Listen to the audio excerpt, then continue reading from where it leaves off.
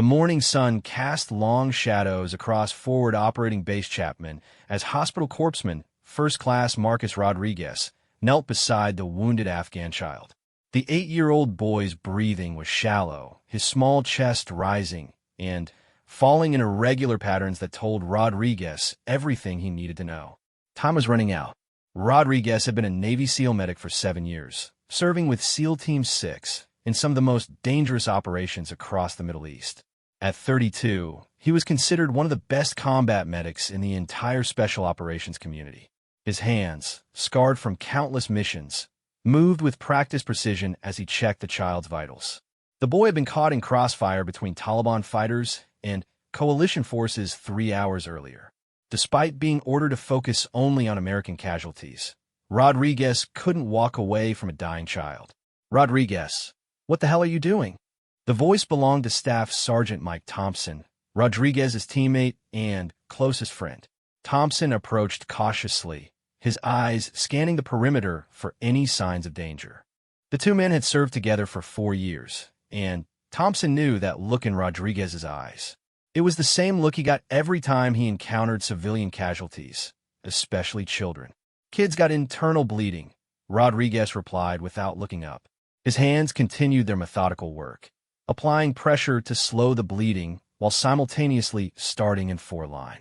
"Shrapnel from a mortar round. If we don't get him to a trauma unit in the next 30 minutes, he's not going to make it." Thompson glanced around nervously. "Marcus, you know the rules.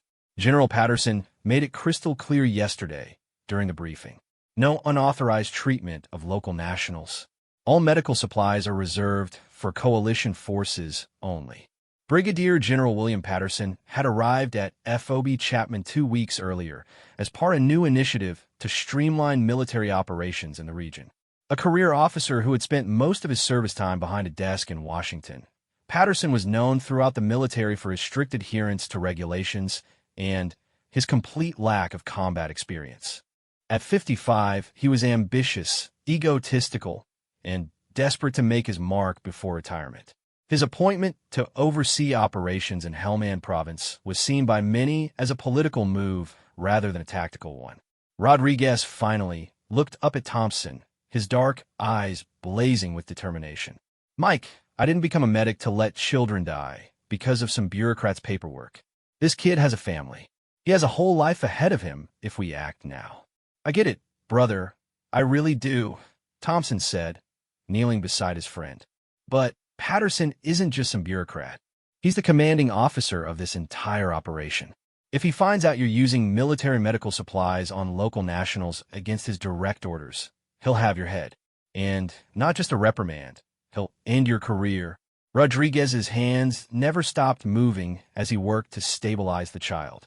He had seen too much death, too many preventable casualties that could have been saved with proper medical attention. The boy reminded him of his own nephew back in California. The same dark hair and innocent face that spoke of dreams and possibilities that shouldn't be cut short by war. "Let me tell you something about career endings," Rodriguez said, his voice steady and calm despite the urgency of the situation. "The day I stop trying to save lives because I'm worried about my career is the day I stop being a medic. This kid didn't choose to be born in a war zone. He didn't choose to get caught in our crossfire. But I can choose to save him." Thompson knew there was no changing Rodriguez's mind. In all their years serving together, he had watched his friend risk his own life countless times to save others, both American soldiers and civilians. It was what made Rodriguez such an exceptional medic, but it was also what put him at odds with commanders who viewed everything through the lens of military regulations and political considerations. "What do you need me to do?" Thompson asked, knowing he was about to become complicit in what General Patterson would consider a direct violation of orders. "Help me get him stabilized for transport," Rodriguez replied. "I can't move him until I stop this bleeding and get his blood pressure up. The local clinic has the equipment to do emergency surgery, but he needs to be stable for the 15-minute ride." As Rodriguez continued working, word began to spread throughout the base that the SEAL medic was treating a local child against the general's orders. Soldiers gathered at a respectful distance, watching as Rodriguez performed what many considered a minor miracle. Using limited supplies and working under primitive conditions, he managed to stabilize the boy's condition enough to consider transport.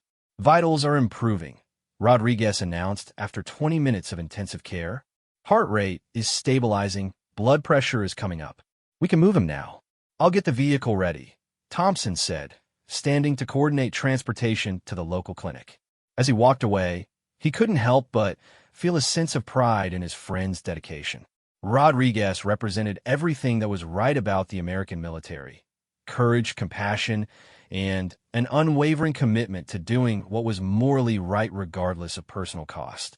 Rodriguez continued monitoring the child as they prepared for transport. The boy's eyes fluttered open for a moment, focusing on the American medic who was working so hard to save his life. Despite the language barrier, the gratitude was unmistakable. It was moments like these that reminded Rodriguez why he had chosen to become a medic in the first place. "Sir, General Patterson is requesting your presence at the command tent immediately." The voice belonged to Private First Class Jennifer Walsh, a communications specialist who looked visibly uncomfortable delivering the message. Word had reached Patterson about the unauthorized medical treatment, and everyone on the base knew what that meant. Rodriguez looked down at the stabilized child, then back at Walsh. "Tell the general I'll be there as soon as I finish here. This patient needs to be transported to proper medical facilities." "Sir, with all due respect," the general said immediately. He was very clear about that. Thompson returned with the vehicle and 2 other soldiers to help with the transport. "Marcus, we need to go now. Every minute we delay increases the risk." Rodriguez faced a choice that would define not only his military career, but also his character as a human being. He could abandon his patient to report to General Patterson, potentially saving his career but losing the child's life. Or he could complete the medical mission, ensuring the child's survival while facing the full wrath of a vindictive commanding officer. The decision took him less than a second to make. "Load him up," Rodriguez told his teammates. "We're taking him to the clinic now. Whatever Patterson wants can wait until this kid is safe." As the convoy prepared to leave FOB Chapman, Rodriguez climbed into the back of the medical transport vehicle with his young patient. He continued monitoring the child's condition during the bumpy ride to the local clinic, making adjustments to the fore and ensuring the boy remained stable. The medical staff at the clinic was waiting when they arrived, having been alerted by radio about the incoming emergency case. Rodriguez personally briefed the Afghan doctors on the child's condition, the treatment he had provided, and the surgical intervention that would be needed. His fluency in Pashto, learned during his multiple deployments, allowed him to communicate effectively with the medical team. As the child was wheeled into surgery, Rodriguez felt a sense of satisfaction that came from knowing he had done everything possible to save a life. "He's going to make it," the clinic's chief surgeon told Rodriguez through an interpreter. "Your quick action saved his life. Without the emergency treatment you provided, he would have died before reaching us." The return trip to FOB Chapman was silent. Rodriguez knew he was about to face consequences for his actions, but he felt no regret. Thompson and the other soldiers who had assisted him were equally quiet, each man processing what was about to happen to their friend and teammate. As their vehicle approached the base gates, Rodriguez could see General Patterson waiting near the command tent, his face red with anger, even from a distance. Several senior officers stood nearby, creating what looked like an impromptu tribunal. Rodriguez had faced enemy fire countless times during his military career, but he had never felt the kind of tension that was building in his chest as he prepared to confront his commanding officer. "Rodriguez, you better have a damn good explanation for this," Thompson muttered as they pulled through the gates. "Ido," Rodriguez replied calmly. "I saved a child's life. If that's not good enough for the general, then maybe he needs to remember why we're here in the first place." The vehicle came to a stop near the command area, and Rodriguez climbed out slowly, his medical kit still in his hands. He walked with the confidence of a man who knew he had done the right thing, regardless of the personal cost. Around the base, soldiers stopped what they were doing to watch the confrontation that was about to unfold. General Patterson stood waiting, his hands clasped behind his back in a pose that suggested barely contained fury. As Rodriguez approached, the tension in the air was palpable. This was more than just a disciplinary action. It was a clash between two fundamentally different philosophies about military service and moral responsibility. Hospital Corpsman Rodriguez, Patterson said, his voice carrying across the compound, "You are in direct violation of my explicit orders regarding the treatment of local nationals. Do you have anything to say for yourself?" Rodriguez stood at attention, his eyes fixed straight ahead. "Sir, I provided life-saving medical treatment to a critically wounded civilian. The patient has been successfully transported to appropriate medical facilities and is expected to survive." "That's not what I asked you," Patterson snapped. "I asked if you have anything to say about directly disobeying my orders." The standoff had begun, and everyone on the base knew they were witnessing something that would be talked about for years to come. Rodriguez's response would determine not only his own fate, but would also reveal the true character of both men involved in this confrontation. Rodriguez maintained his military bearing as General Patterson's face grew redder with each passing second. The afternoon heat seemed to intensify the already charged atmosphere at FOB Chapman, where dozens of soldiers had quietly gathered to witness what everyone knew would be a defining moment for their unit. "Sir, I followed my oath as a medical professional to preserve life whenever possible," Rodriguez said, his voice steady and respectful despite the obvious hostility radiating from the general. "The patient was a child who would have died without immediate intervention. I used minimal supplies and ensured the mission readiness of our unit was not compromised." Patterson took a step closer to Rodriguez, close enough that his breath was visible in the space between them. "Your oath?" he said, his voice dripping with disdain. "Your oath is to the United States military, corpsman. Your oath is to follow orders without question. Your oath is to me as your commanding officer." Lieutenant Colonel Sarah Mitchell, Patterson's second-in-command, shifted uncomfortably nearby. A veteran of 3 combat deployments herself, Mitchell had watched Rodriguez's actions through binoculars and privately admired the medic's courage and skill. She knew that challenging Patterson publicly would end her own career, but she also knew that what she was witnessing was fundamentally wrong. "General," Mitchell said carefully, "perhaps we should discuss this matter privately. Corpsman Rodriguez has an exemplary service record and has saved numerous American lives during his deployments." Patterson whirled around to face Mitchell, his eyes blazing with fury. "Colonel Mitchell, I don't recall asking for your input. This man directly disobeyed my orders in front of the entire base. This isn't about his service record. This is about discipline and chain of command." Rodriguez watched the exchange, recognizing that Patterson was determined to make an example of him regardless of any reasonable explanation. The general had been looking for an opportunity to assert his authority since arriving at the base, and Rodriguez's compassionate act had provided the perfect excuse. "Sir, if I may," Rodriguez said, drawing Patterson's attention back to him. "I understand your position regarding military regulations. However, as a combat medic, I'm bound by both military law and medical ethics. When those two obligations conflict, I must prioritize the preservation of life." "You must prioritize following orders," Patterson shot back. "That child was not our responsibility.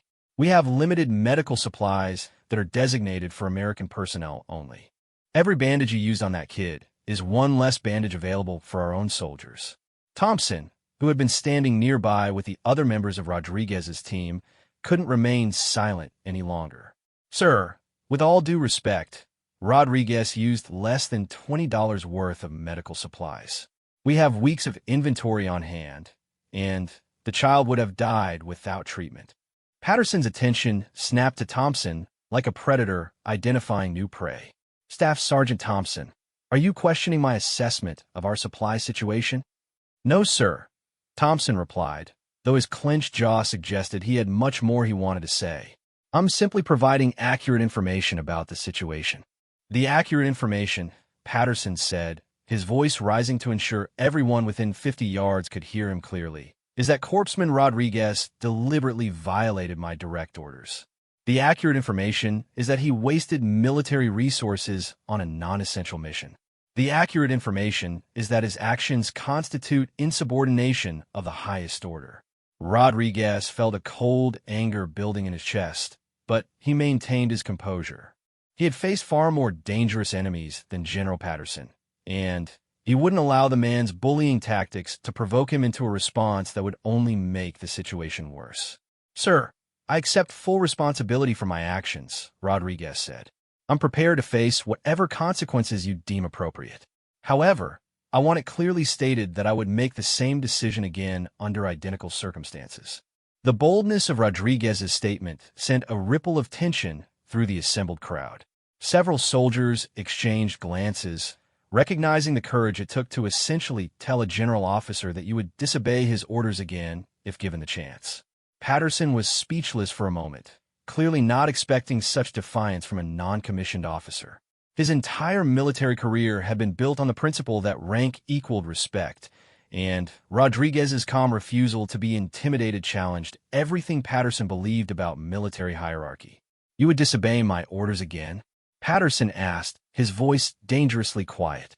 "If the alternative was allowing an innocent child to die when I had the ability to save them, yes, sir, I would." The silence that followed Rodriguez's statement was deafening. Even the ambient sounds of the busy military base seemed to fade as everyone processed what they had just heard. Rodriguez had essentially declared his willingness to place moral principle above military authority, a position that required enormous courage in the face of such overwhelming institutional pressure. Patterson began pacing back and forth in front of Rodriguez, his mind racing as he tried to formulate a response that would reassert his authority while dealing with the most direct challenge to his leadership he had ever encountered.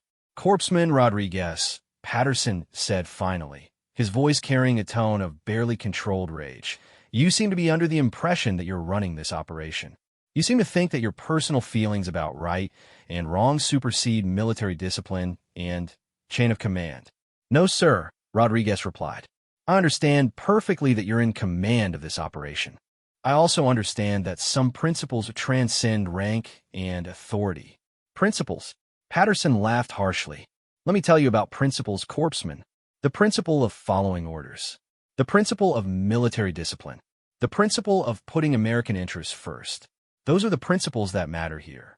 Rodriguez had spent years in combat zones where life and death decisions were made in split seconds. He had seen leaders who inspired their troops to extraordinary acts of courage, and he had seen officers who ruled through fear and intimidation.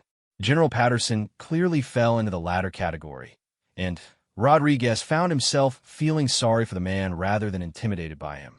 "Sir, I believe American interests are best served when we demonstrate the values we're fighting to protect," Rodriguez said. "Compassion, courage, and moral integrity are what separate us from our enemies."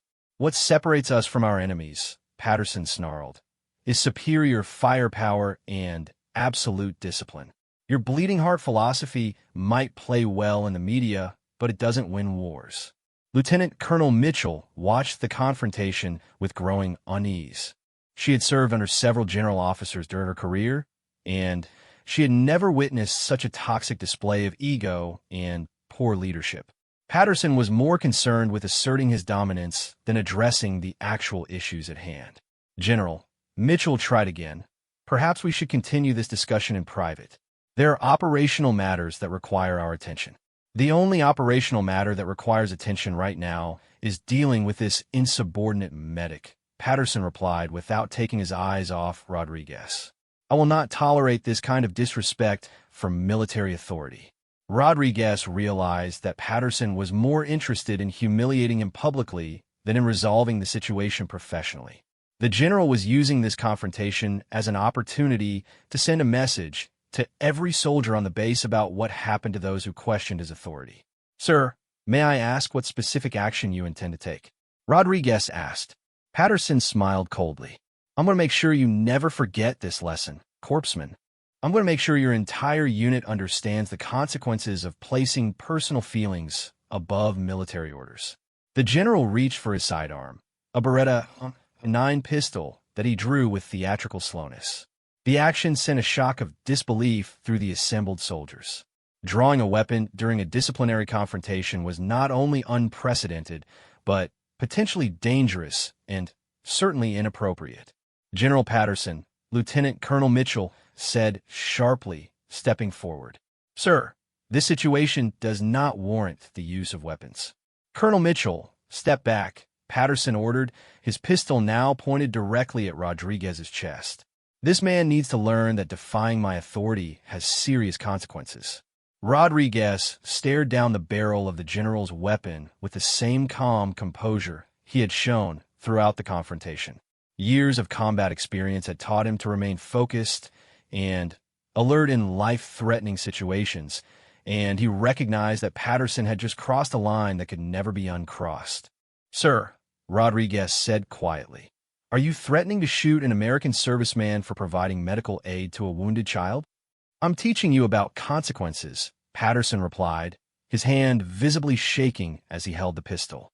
"I'm showing you what happens when someone thinks they're above military authority." Thompson started to move toward his friend, but Rodriguez held up a hand to stop him. The situation had escalated beyond anything any of them had anticipated, and Rodriguez knew that any sudden movement could trigger a tragic accident. "General Patterson," Rodriguez said, his voice carrying clearly across the compound, "if you're going to shoot me for saving a child's life, then you'll have to live with that decision for the rest of your career. But I want everyone here to understand that I regret nothing about my actions today." The standoff continued for what felt like hours, but was actually only minutes. Patterson held his weapon trained on Rodriguez, while dozens of soldiers watched in stunned silence. The general's breathing was rapid and shallow, suggesting that he was beginning to realize the magnitude of what he was doing. "Put the weapon down, General." The voice belonged to Command Sergeant Major James Harrison, the senior enlisted man on the base. Harrison was a 30-year veteran who had served in every major conflict since the Gulf War.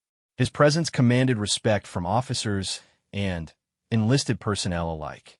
"Sergeant Major Harrison," Patterson said without lowering his weapon, "this doesn't concern you."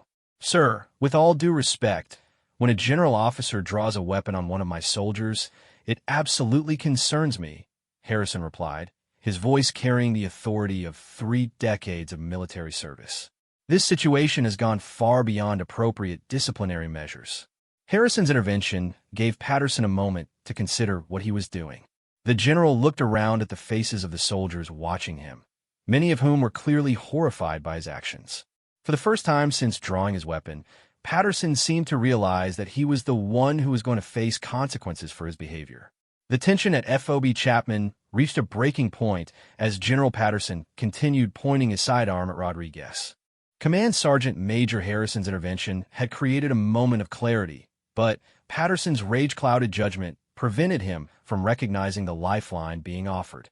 "Sergeant Major, you're out of line," Patterson said, his voice shaking with fury. "I'm the commanding officer here, and I will handle this situation as I see fit." Harrison stepped closer, his weathered face showing the strain of watching a general officer lose complete control of his emotions and judgment. "Sir, I'm asking you to holster your weapon and step back. This situation can still be resolved through proper channels." Rodriguez remained perfectly still, his eyes fixed on Patterson's face rather than the pistol barrel pointed at his chest. Years of combat experience had taught him to read people under extreme stress, and what he saw in the general's eyes was more than just anger. There was fear, desperation, and the dangerous unpredictability of a man who had painted himself into a corner with no apparent way out.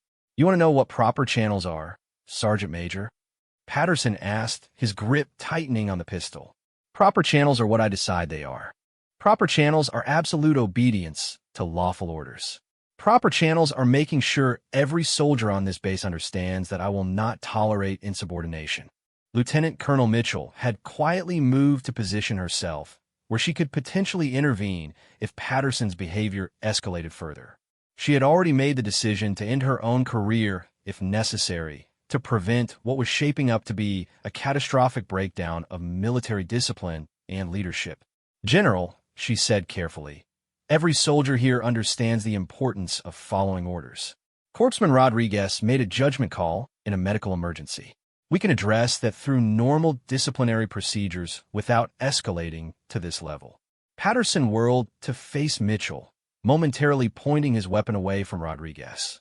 "Colonel Mitchell, you seem to be suffering from the same delusion as Corpsman Rodriguez.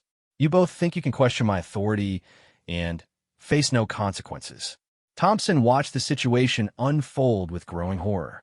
He had served alongside Rodriguez through some of the most dangerous missions imaginable, but he had never seen his friend in more immediate danger than he was at this moment. The general's erratic behavior and obvious loss of emotional control made him far more dangerous than any enemy they had faced in combat. "Sir," Thompson said, taking a small step forward. Rodriguez was following his medical training. Every combat medic is taught to preserve life whenever possible. He was doing what any good medic would do in that situation. What any good medic would do, Patterson repeated, his voice dripping with sarcasm. "Is that what you think, Staff Sergeant? You think a good medic ignores direct orders from his commanding officer?"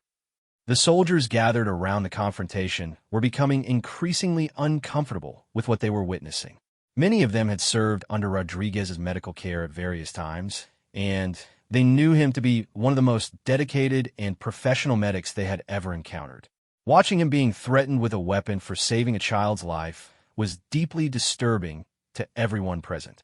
"I think a good medic saves lives," Thompson replied firmly. "I think that's exactly what Rodriguez did today, and I think every man here would want him treating their wounds if they were injured." Patterson's face turned an even deeper shade of red. "What I think, Staff Sergeant Thompson, is that both you and Rodriguez need to learn about consequences. What I think is that this entire unit has forgotten who's in charge here." Rodriguez finally spoke, his voice calm and steady despite the weapon pointed at him. "General Patterson, you're absolutely right about one thing. This is about consequences. But the consequence of my actions is that an 8-year-old boy is alive right now instead of dead. I can live with whatever disciplinary action you decide to take. Can you live with this?" Patterson asked, raising his pistol to aim directly at Rodriguez's head. The movement sent a shock of horror through everyone watching. What had started as a disciplinary confrontation had become something far more serious and dangerous. Command Sergeant Major Harrison stepped directly between Patterson and Rodriguez, his own hand moving to rest on his sidearm. "General Patterson, I'm ordering you to stand down immediately. As the senior enlisted advisor on this base, I cannot allow you to threaten the life of an American serviceman." "You're ordering me?" Patterson asked incredulously. "Sergeant Major, you seem to have forgotten how military rank structure works. You don't give orders to general officers." "Sir, I'm giving you a direct warning that your current actions constitute a threat to the safety and welfare of personnel under your command," Harrison replied.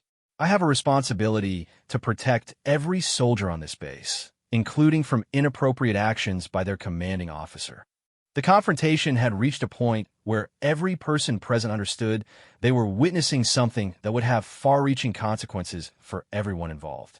Patterson had crossed lines that could never be uncrossed, and his continued escalation was only making the situation worse. Rodriguez looked past Harrison to make eye contact with Patterson. "General, I want you to understand something very clearly. I'm not afraid of you or your weapon. I've faced enemy fire countless times in service to this country. If you decide to shoot me for saving a child's life, that says everything about your character and nothing about mine." "My character?" Patterson screamed, his composure finally cracking completely. "You want to talk about character? You're nothing but a disobedient medic who thinks he knows better than his commanding officers. You're weak, Rodriguez. You're soft. You care more about some Afghan kid than you do about American military discipline." "That's where you're wrong, sir," Rodriguez replied. "I care about both. I care about military discipline when it serves the mission and protects our people. But I also care about the values we're fighting to defend. If we lose our humanity in the process of winning wars, then we've already lost what matters most." Patterson's hand was visibly shaking now, and everyone could see that he was struggling to maintain even the pretense of control. The general had backed himself into a position where any action he took would result in career-ending consequences, but his pride and ego prevented him from backing down. "You think you're some kind of hero, don't you, Rodriguez?" Patterson asked, his voice taking on a mocking tone. "You think saving one little Afghan kid makes you better than everyone else here?" "No, sir," Rodriguez replied calmly. "I think saving any life makes all of us better. I think that's why we're here in the first place, to make things better, not worse.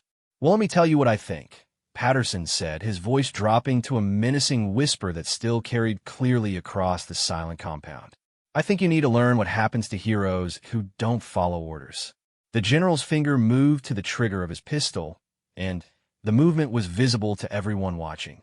Several soldiers instinctively moved their hands to their own weapons, recognizing that they might be about to witness the unthinkable. General Patterson, Lieutenant Colonel Mitchell, said urgently, "Sir, you need to stop this immediately. There are ways to handle disciplinary issues that don't involve weapons." "I'll decide how to handle disciplinary issues," Patterson snapped. "And right now, I've decided that Corpsman Rodriguez needs to understand the ultimate consequence of defying military authority." Rodriguez looked directly into Patterson's eyes, seeing the fear and desperation that was driving the general's increasingly erratic behavior. "Sir, if you pull that trigger, you won't be teaching anyone a lesson about military authority. You'll be destroying everything you claim to represent." "What I represent," Patterson said, his voice now barely controlled, "is absolute military authority. What I represent is the principle that orders must be followed without question. What I represent is the reality that defiance has consequences." Command Sergeant Major Harrison remained between the two men, his own weapon now partially drawn in preparation for whatever might happen next. "General, I'm begging you to reconsider your actions. End this now before it's too late."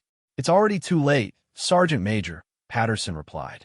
"Rodriguez made his choice when he decided to disobey my orders. Now I'm making mine." The general raised his pistol higher, pointing it directly at Rodriguez's forehead from just 3 feet away.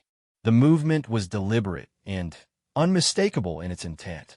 Everyone present understood that they were moments away from witnessing either a murder or a complete breakdown of military discipline that would haunt everyone involved for the rest of their lives.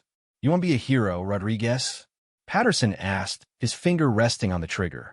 "You want to save lives and ignore military authority?" Rodriguez never flinched, never looked away from Patterson's eyes. "I want to serve my country with honor, sir. That's all I've ever wanted." "Then die now," Patterson said, his voice cold and final. The two words echoed across the compound like gunshots themselves. Everyone present understood that they had just witnessed a threat that crossed every line of military professionalism and human decency. Whatever happened next, nothing would ever be the same for anyone involved in this confrontation. Rodriguez remained perfectly still, his eyes locked on Patterson's face. "Is that an order, sir?" The question hung in the air like a challenge, forcing Patterson to confront the reality of what he had just said. The general had essentially ordered the execution of an American serviceman for performing a medical procedure on a wounded child. The magnitude of his words was beginning to penetrate even his rage-clouded judgment. "That's exactly what it is," Patterson replied, though his voice now carried a note of uncertainty that hadn't been there before. "Then I respectfully decline to follow that order, sir," Rodriguez said calmly. "And I'm confident that every person watching this confrontation will remember your exact words for the rest of their military careers." The standoff continued, with dozens of witnesses watching a general officer threaten to murder one of America's most elite warriors for the crime of saving a child's life. The contrast between Rodriguez's calm professionalism and Patterson's uncontrolled rage was stark and obvious to everyone present. The words "die now" seemed to hang in the Afghan air like a death sentence, reverberating across FOB Chapman with a finality that stunned every witness. General Patterson's threat had crossed a line so fundamental that it shattered any pretense of legitimate military authority.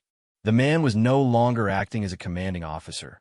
He had become something far more dangerous and unstable. Rodriguez stood motionless, his eyes never leaving Patterson's face. Years of combat experience had taught him to remain calm under the most extreme pressure, but even he was shocked by the general's complete abandonment of military professionalism. What he was witnessing was the total breakdown of a man who had allowed ego and power to corrupt his judgment beyond repair.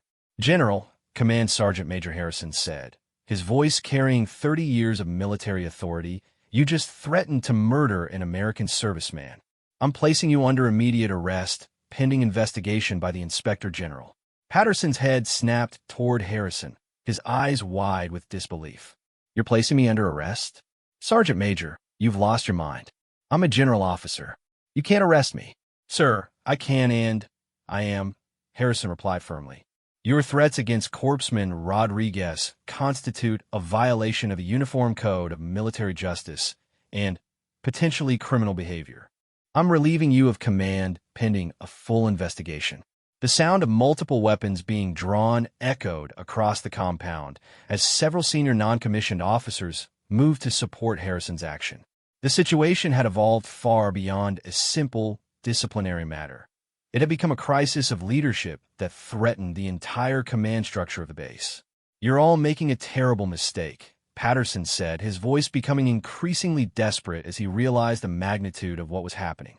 I'm the commanding officer here. I have the authority to maintain discipline, however I see fit. Lieutenant Colonel Mitchell stepped forward, her own sidearm drawn, and pointed at the ground. General Patterson, Sergeant Major Harrison is absolutely correct. Your behavior constitutes a clear and present danger to personnel under your command. I'm supporting his decision to relieve you of command. Rodriguez watched the confrontation unfold with a mixture of relief and sadness.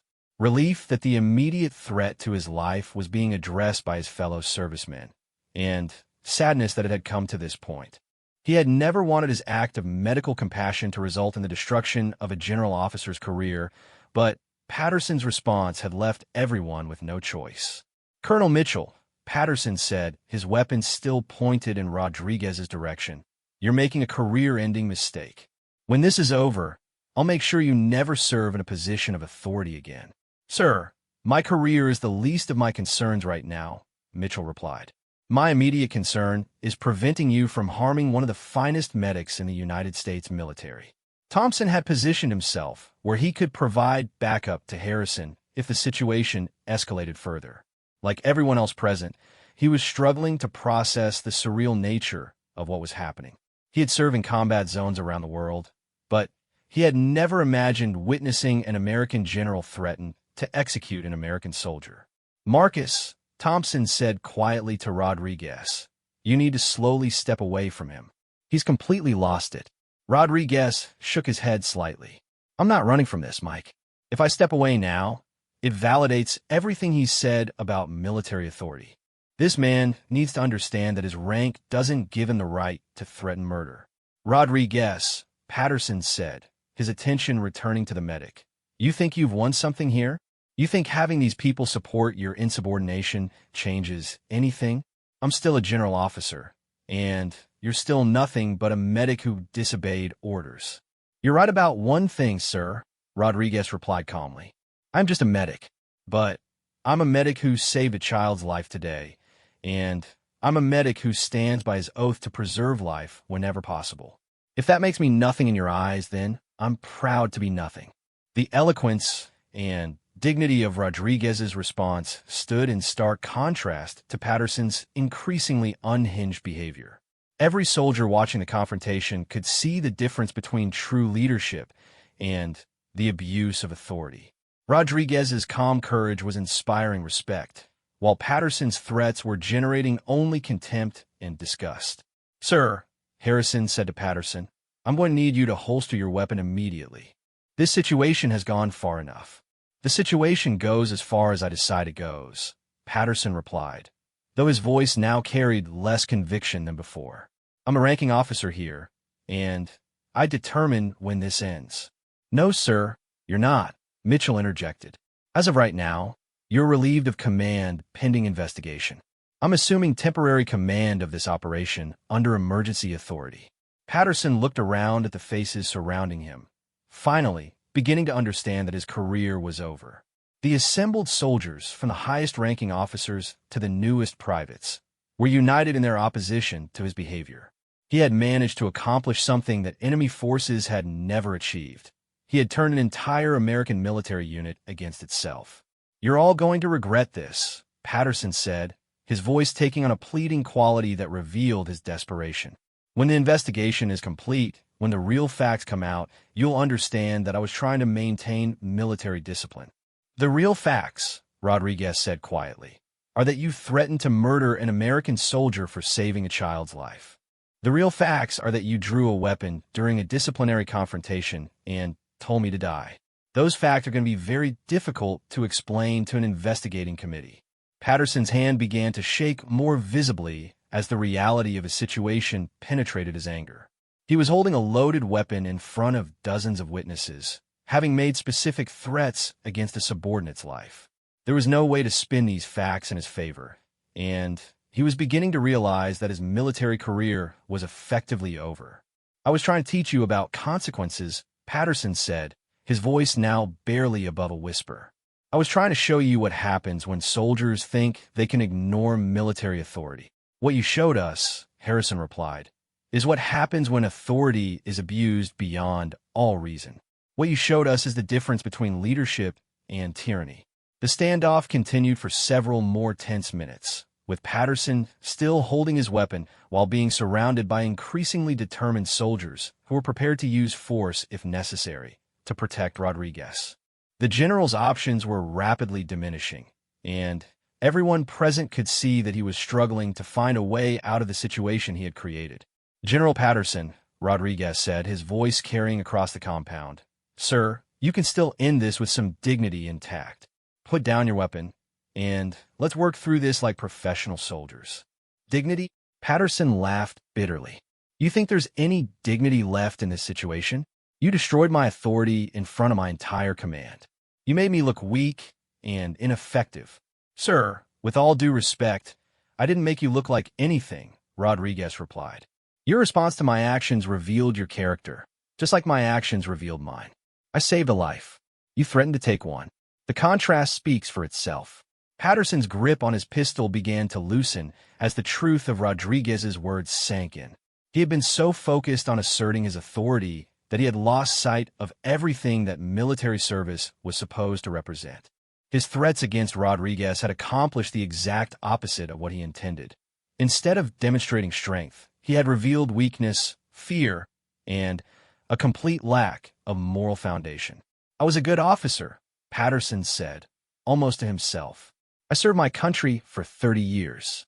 I worked hard to reach this position. I'm sure you did, sir, Rodriguez replied with genuine sympathy. But good officers don't threaten to murder their subordinates. Good officers find ways to lead through inspiration rather than intimidation. The psychological pressure of being surrounded by his own troops while holding a weapon against one of them finally became too much for Patterson to bear. The general slowly lowered his pistol, the barrel pointing toward the ground instead of at Rodriguez's head. It's over, Patterson said quietly, the fight draining out of his voice. My career is over. Yes, sir, it probably is, Harrison agreed. But it doesn't have to end with anyone getting hurt. Holster your weapon and surrender yourself for investigation. Let's finish this like soldiers. Patterson looked one final time at Rodriguez, seeing in the young medic's eyes not triumph or satisfaction, but genuine sadness for what had transpired. Rodriguez took no pleasure in the destruction of Patterson's career, understanding that the real tragedy was how unnecessarily it had all happened. For what it's worth, Rodriguez said quietly, I'm sorry it came to this, sir. Patterson stared at Rodriguez for a long moment, finally beginning to understand the character of the man he had threatened. Even after being held at gunpoint and told to die, Rodriguez was expressing regret for his commanding officer's downfall. It was a level of compassion and professionalism that highlighted everything Patterson had lost during his breakdown. No, Patterson said finally, slowly holstering his weapon. I am sorry, Rodriguez. You were right to save that child. You were right to follow your medical oath. I was wrong about everything.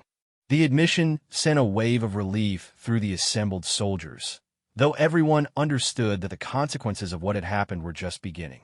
Patterson's career was indeed over, but more importantly, his actions had revealed fundamental truths about courage, leadership, and moral character that would be remembered long after he was gone.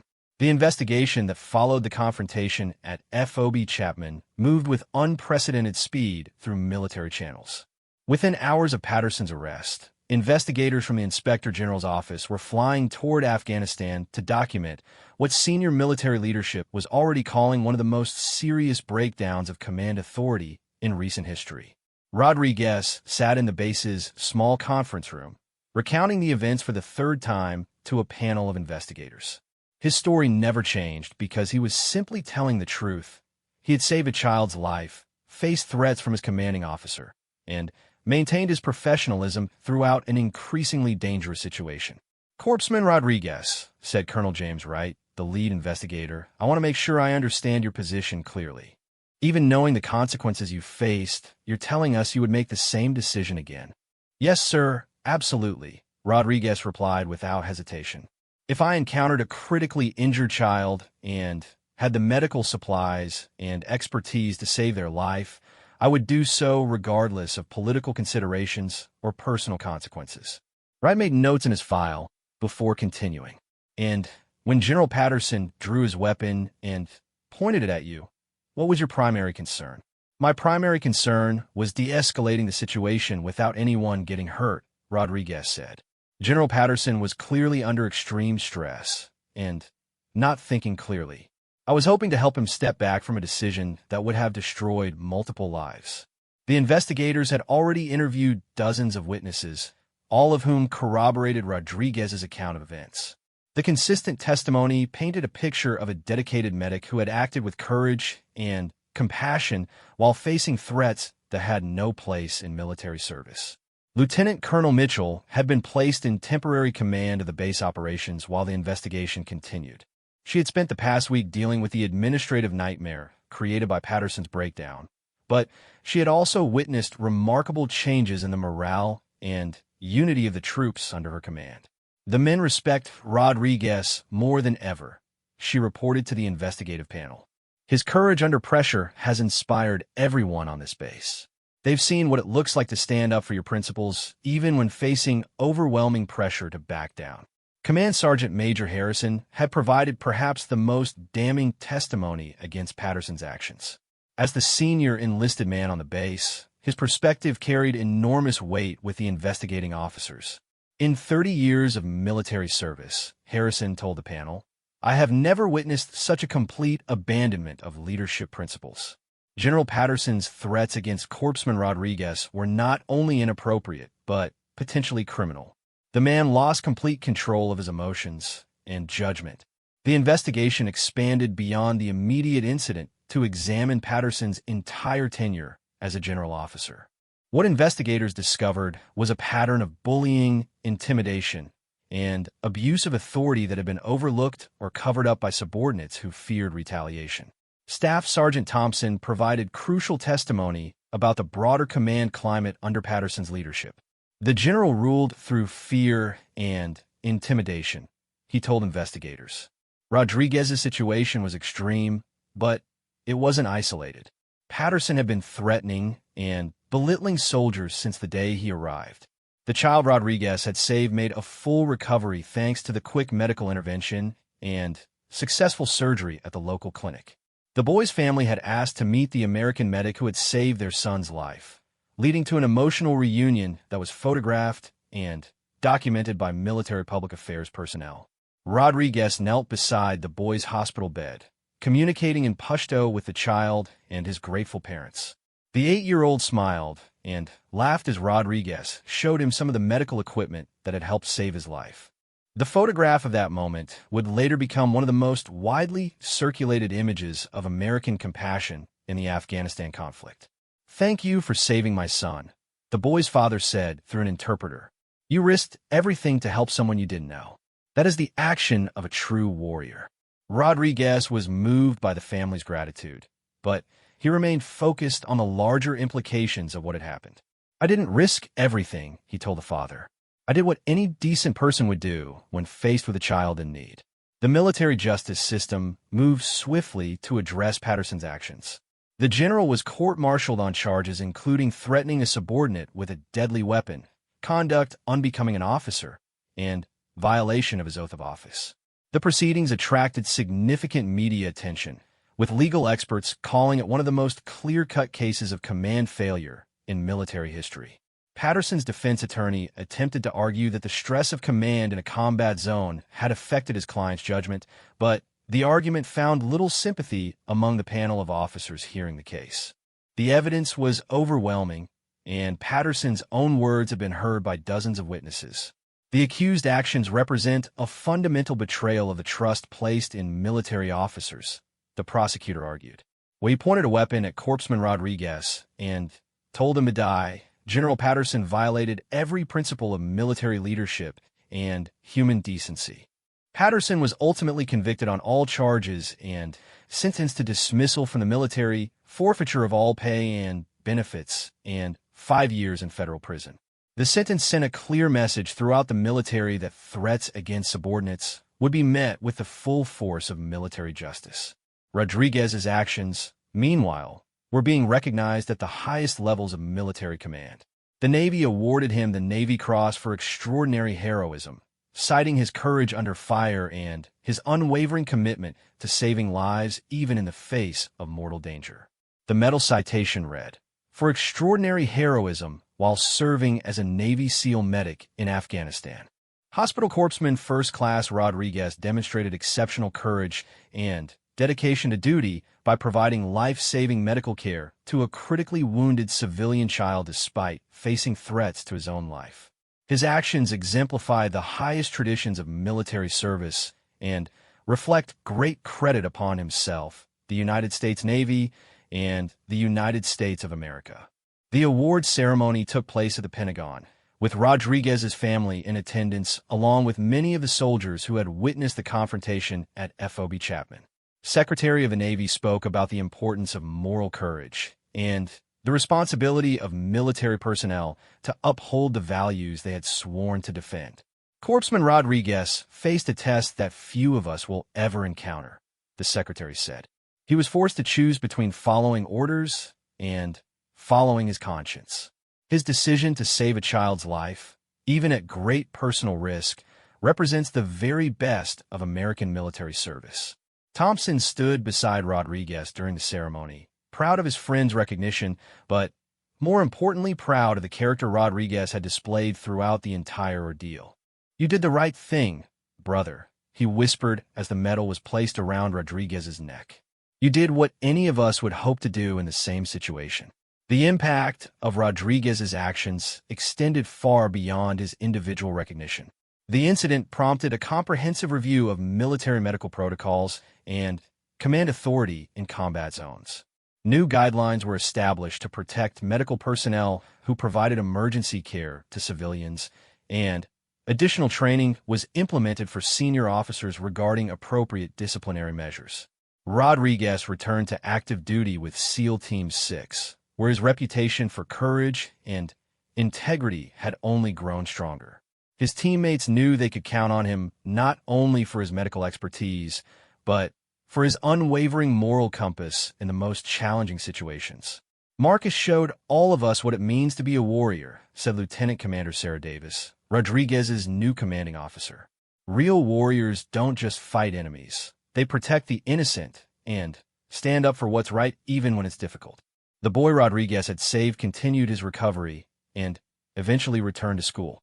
His teacher later wrote a letter to the American medic, describing how the child had told his classmates about the soldier who had risked everything to save his life. The story had spread throughout their village as an example of unexpected compassion in the midst of war.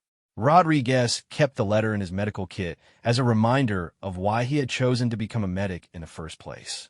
It wasn't about following orders or advancing his career. It was about preserving life and maintaining his humanity even in the most inhumane circumstances. Years later, when Rodriguez was asked to speak at military leadership conferences about his experience, he always emphasized the same key points.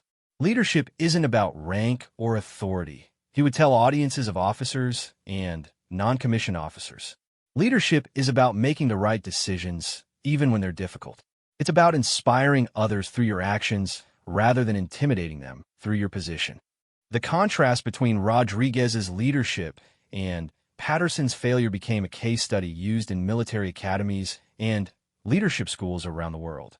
The incident demonstrated how moral courage could triumph over institutional pressure, and how true leadership could emerge from the most unexpected sources. Patterson, serving his sentence in federal prison, reportedly expressed remorse for his actions and wrote letters of apology to Rodriguez and the other soldiers who had witnessed his breakdown. Whether genuine or calculated, the apologies could never undo the damage he had caused to his own legacy and the trauma he had inflicted on those under his command. Rodriguez never responded to Patterson's letters, not out of anger or hatred, but because he had moved beyond the incident to focus on his continued service and the lives he could still save.